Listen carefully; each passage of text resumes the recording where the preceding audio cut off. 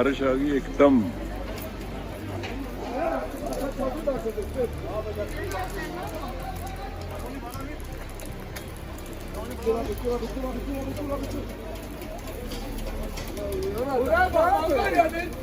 Adam insanlar saat bekliyor. Çek masaya tarafa. Hadi buraya.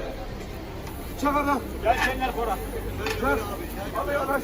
Gelsin istersen.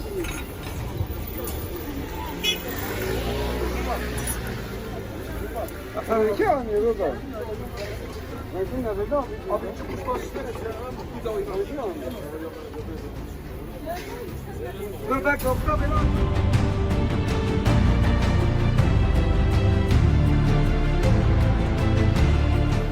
Ayran falan da vereyim mi?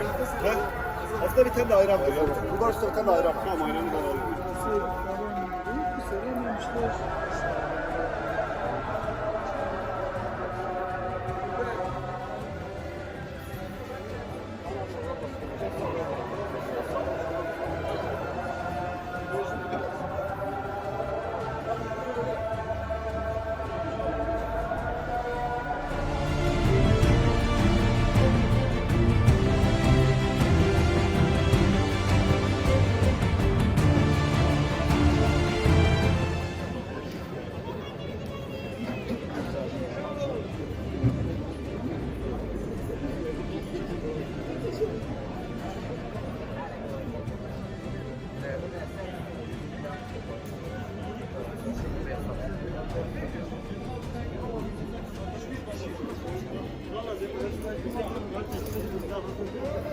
Ayran falan da vereyim mi?